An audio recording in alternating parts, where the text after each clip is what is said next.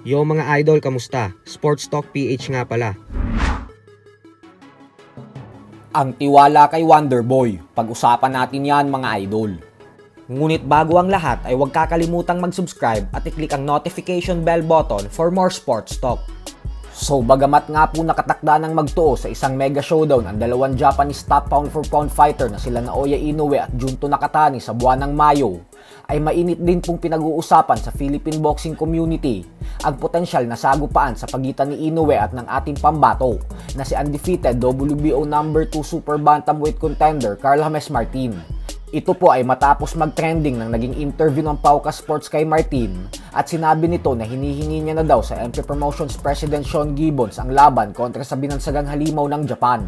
Kung saan ayon kay Martin ay kung hindi lang naman daw aakyat ng dibisyon si Inoue at mananatili ito sa super bantamweight, ay ibigay na daw sana ito sa kanya kasi hindi niya na umano papakawalan yung pagkakataon na mapalaban sa isang undisputed title fight. At para nga po sa mga hindi nakakaalam ay 6 na taon na ang nakakalipas, ay na-interview ng BCCCP ang isa pang Pinoy knockout artist na si Prince Albert Pagara.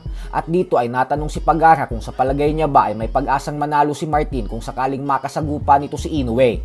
At dito po ay nagpakita ng napakalaking tiwala si Pagara kay Martin matapos itong sabihin na kayang-kaya umano nitong talunin si Inoue basta magpursige lang lagi at sa pag-eensayo. Sa ngayon,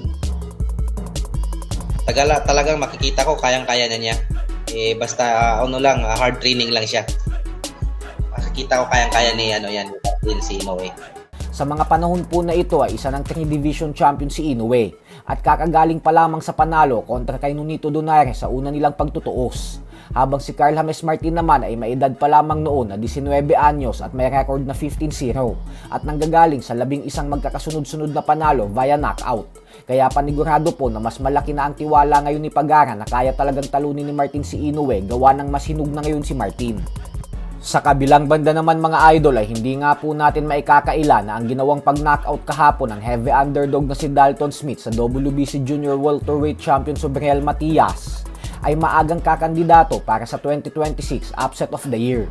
Napakaganda po ng panimula na ito para sa boxing sa taong 2026. Gawa ng ito po ang kauna-unahang world title fight ng taon na ito.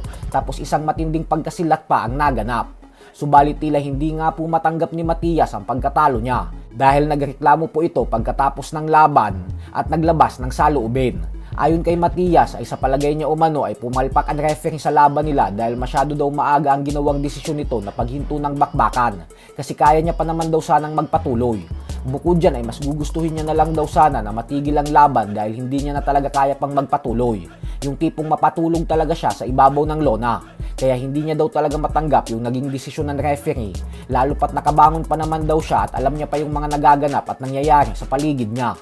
Pero ganun pa man nga po ay base naman sa reaksyon ng mga fans, ay tama lang daw ang ginawa ng referee at hindi sila sang-ayon sa pahayag ni Matias. Kitang-kita naman daw kasi na wala na ang mga tuhod nito sa sobrang pagkahilo. Imbis umano na magreklamo ito, ay magpasalamat na lang daw ito sa referee dahil sa iniligtas nito ang kanyang buhay sa kapahamakan. So hanggang dito na lang po muna tayo mga idol.